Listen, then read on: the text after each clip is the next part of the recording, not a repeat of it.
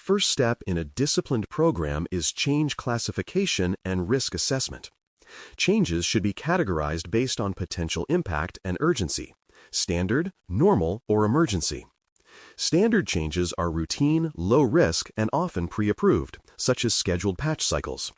Normal changes carry moderate risk and require structured testing and approvals. Emergency changes, reserved for critical incidents, receive expedited handling but require retrospective review. Each classification should include a risk score that dictates review depth, testing rigor, and required approvers. Documenting classification rationale ensures consistency and enables auditors to trace why a particular path was chosen.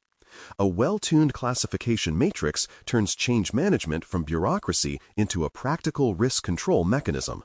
The Change Advisory Board, CAB, provides formal oversight for significant changes. Its membership should represent key operational, security, and business stakeholders capable of evaluating readiness and risk. The CAB's purpose isn't to slow change, but to verify that high-impact releases meet quality standards and that rollback plans exist. Meetings should be structured with quorum requirements, defined review criteria, and documented minutes capturing decisions and rationale. Deferred or rejected changes must include improvement notes for resubmission. By maintaining transparent records of deliberations, the CAB demonstrates governance maturity while empowering informed, risk-balanced progress. The SDLC framework under CC8 defines how code moves from idea to production. Environments must be separated: development, testing, staging, and production, to prevent unverified code from reaching users. Duties should be clearly divided. Developers write and test, reviewers approve, and release teams deploy. Peer reviews and merge controls are non-negotiable, ensuring that multiple sets of eyes evaluate every change. Testing standards, including acceptance criteria, must be defined for functionality, performance, and security. When these stages operate consistently, each environment acts as a quality filter, ensuring that what reaches production has already proven its resilience under controlled conditions. Sound source control discipline is the backbone of both SDLC and IaC. All code, configuration, and scripts must reside in version-controlled repositories. Branch protection rules and pull request reviews ensure that no unauthorized or unreviewed changes merge into main branches. Commit messages must link to corresponding tickets or change requests, creating a traceable narrative from business need to technical execution. Automated pre-merge checks, linting, static analysis, and syntax validation catch errors early. Source control records also serve as a forensic record, showing exactly who changed what, when, and why, an invaluable asset during audits or incident investigations. Adopting infrastructure as code, IaC, extends software engineering discipline to infrastructure operations. Declarative templates describe systems, networks, and policies, making environments reproducible and version-controlled. Peer review of IaC changes provides oversight equivalent to that of code reviews. Validation pipelines run automated tests and linting to detect misconfigurations before deployment. Rollback capabilities, enabled through state management and immutable storage, ensure that infrastructure can be restored to its last known good state quickly.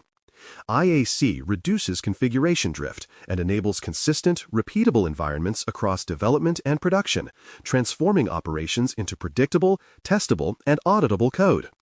The change approval workflow formalizes accountability. Every change request must include a documented risk assessment, owner, and reviewer assignment. Sensitive or production-related updates require dual sign-off, often by both technical and business stakeholders. Approvals should link to supporting artifacts, such as test results or change validation evidence. Automated workflows in ticketing systems or CI/CD pipelines enforce consistency, ensuring that no deployment bypasses required steps. This governance layer balances agility and control, ensuring that speed never undermines safety or auditability. Effective testing and validation practices are the difference between theoretical and operational assurance. Functional testing verifies that features perform as intended. Integration testing confirms that new changes don't disrupt existing systems. Regression testing ensures that fixes don't reintroduce prior issues. Security and performance tests validate resilience under stress and against attack vectors. Testing should occur in staging environments that mirror production as closely as possible. Results must be signed by testers and archived as evidence. By codifying validation procedures, CC8 ensures that quality is proven before release, not assumed after deployment. Deployment and release management represent the final checkpoint before customers experience change. Automation through CI/CD pipelines reduces error and improves traceability, as each deployment step generates logs and evidence. Techniques such as canary, blue-green, or rolling deployments allow gradual release and rapid rollback if anomalies arise. Contingency plans define rollback triggers and owners responsible for execution. Post-deployment verification ensures that the change achieved its intended result without unintended effects. This structured release discipline preserves uptime while enabling continuous delivery, demonstrating that innovation and stability can coexist.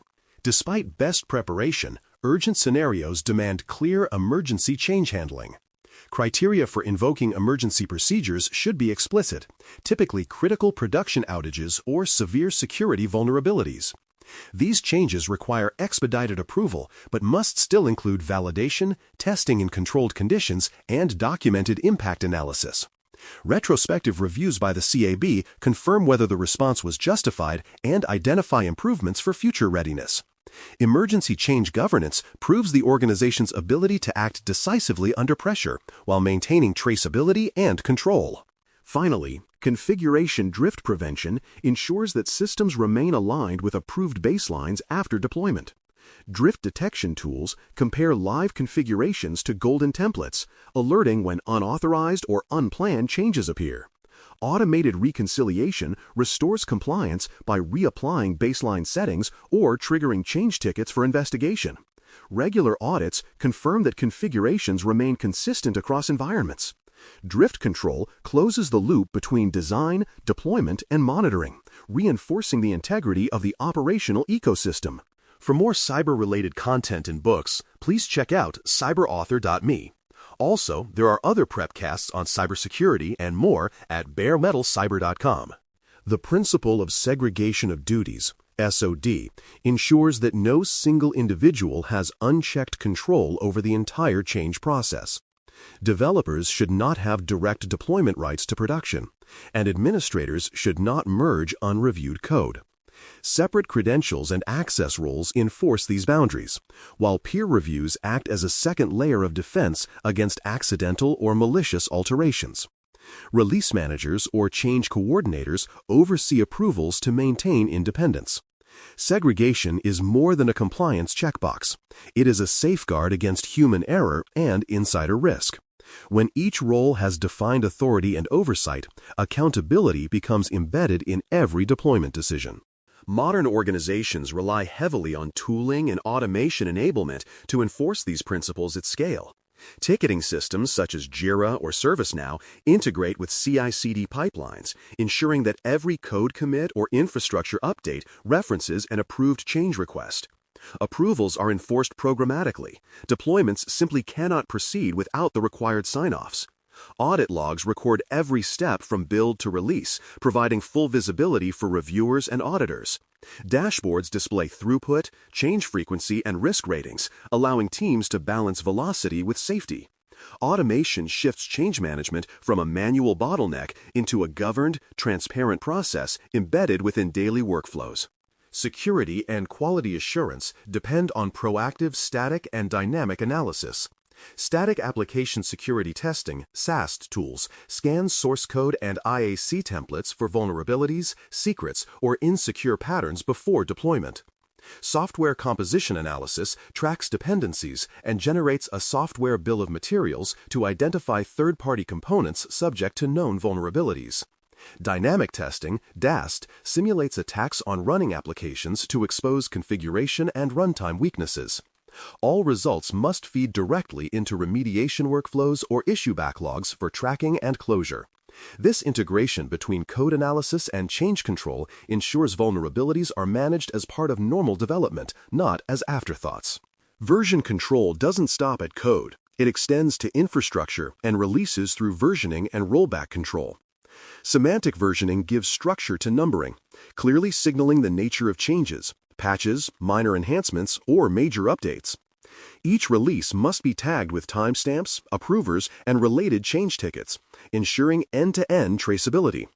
Rollback plans should be tested regularly so that any deployment can be reversed with minimal disruption. Artifact retention, storing prior builds, configurations, and scripts, enables forensic reconstruction if issues arise later. Version discipline turns the SDLC into a continuous yet recoverable cycle, where innovation and assurance coexist without friction. Coordinating change windows ensures predictability and communication. Maintenance schedules and blackout periods protect critical business operations, while customers and internal teams must receive timely notification of planned downtime or risk.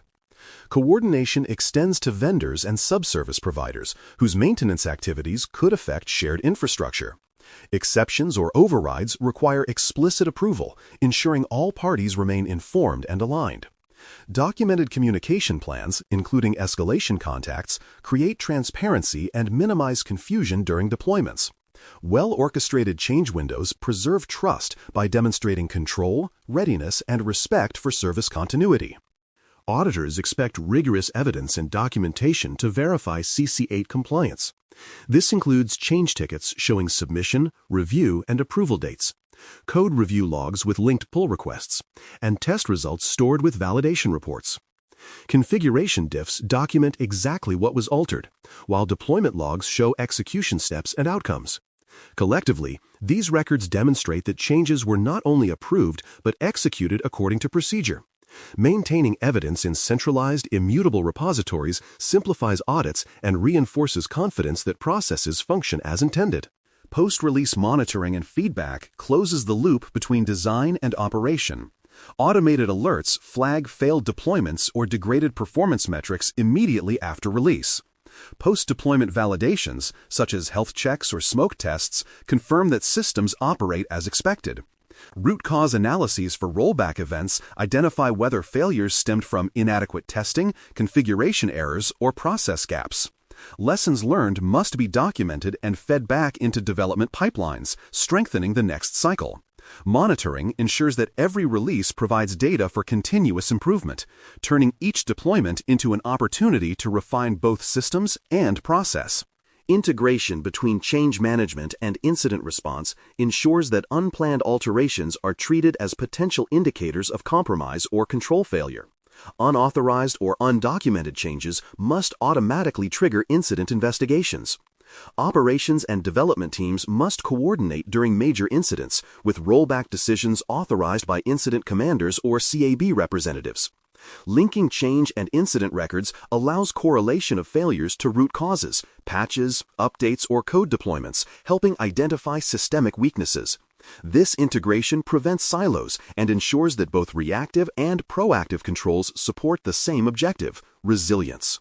Measuring change metrics and health provides insight into program performance. Metrics such as mean time to deploy, MTD, change success rate, rollback frequency, and proportion of emergency versus planned changes reveal efficiency and stability trends. A consistently high success rate with few rollbacks signals process maturity, while excessive emergency changes suggest planning gaps. Dashboards displaying these metrics guide leadership discussions on resourcing, automation, and risk prioritization. In SOC 2, numbers tell the story. Metrics transform change management from a procedural checklist into a performance-driven discipline. Even well-designed processes encounter common pitfalls. Unauthorized direct changes bypass governance, compromising auditability. Rollback procedures may exist on paper but remain untested. Peer reviews are rushed or skipped, and risk assessments may be inconsistent across teams. The remedy lies in automation and enforcement. Pipelines that block unauthorized deployments, required approval gates, and mandatory rollback verification in staging environments. Regular audits and simulated releases test not only systems but also human readiness. By addressing these weaknesses systematically, organizations convert potential compliance failures into opportunities for maturity growth. The maturity progression for CC8 moves from manual, ticket-based change tracking to fully automated, integrated workflows. Early programs rely on spreadsheets and emails to coordinate releases. Mature environments integrate change management tools directly into CI/CD pipelines, automatically linking approvals, test results, and risk scans. Advanced organizations achieve declarative governance, where IaC enforces compliance and drift detection occurs in real time. The most mature state features closed-loop monitoring, predictive metrics, and automated rollback triggers. Each stage enhances control, reliability, while accelerating delivery, proving that governance and agility are not opposites, they are partners in operational excellence. True effectiveness under CC8 requires cross-team collaboration. Development, security, operations, and compliance teams must share visibility into upcoming releases, readiness assessments, and risk ratings. Regular change readiness meetings promote transparency, while shared channels keep communication open during deployments. Leadership involvement in reviewing post-release outcomes reinforces accountability and celebrates successes, not just exceptions. Collaboration ensures that change control evolves with the organization, enabling rapid innovation under a framework of shared trust and collective ownership. In conclusion, CC8 integrates change management, SDLC governance, and infrastructure as code into one cohesive assurance engine. It ensures that every modification, whether a software update, configuration adjustment, or infrastructure deployment, follows a consistent pattern of review, testing, approval, and validation. Automation, traceability, and segregation of duties make every release auditable and recoverable. By enforcing discipline without sacrificing speed, CC8 transforms change from a risk into a controlled advantage. The next phase, CC9, Incident Management and Response, builds upon this reliability by ensuring that when issues inevitably occur, organizations can detect, respond, and recover with speed, coordination, and confidence.